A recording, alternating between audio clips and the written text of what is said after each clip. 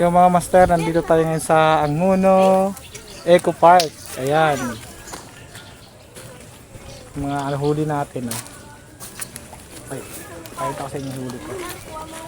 Ito yung huli ko mga master. Oh. Ay, dapat mga 4 na kilo na to eh. Butas pala yung aking lambat. Ay, yung lagayan ko, yung net. Ayun, nakawala yung iba. Siguro mga na lang to, mga 2 kilo na lang to. Nakawala. May butas ito yung nakatali yung ilalim mo.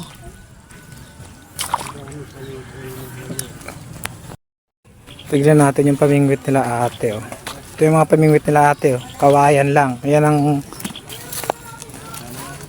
ang mga ginagamit ng bata pa. Oh. Kawayan lang yan.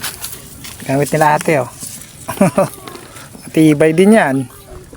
Nakarami na te? Walang kumakagat. Kawayan lang yan, pero dumadami ang huli niyan. Oh, ayan oh. Ano gamit mo rin? Kawayan din?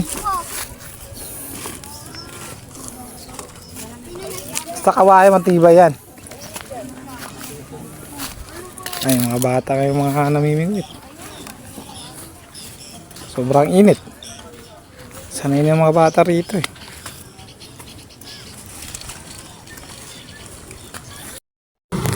Ayan o, may ibibigay si Ma'am Chris sa kay nanay ng fishing rod.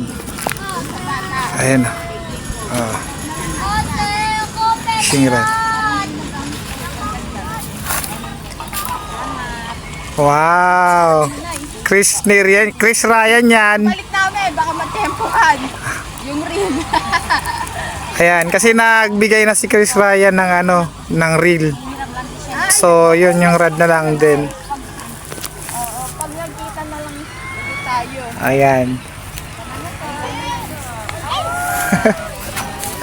Ang bait ni Chris Ryan. Oh, paano to support na Chris Ryan ha? Gilid lang oh. Dito lang ako. Laki. Laki.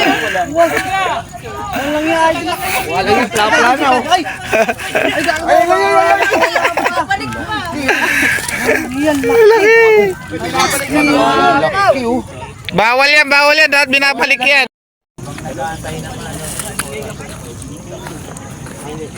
Andito si Kumiwas oh. Good morning. Good morning. Ako lang. Solo rin. Solo. Doon ako kanina.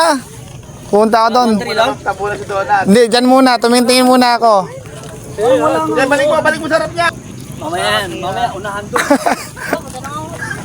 May nakita ako rito taga Valenzuela. Huli kayo.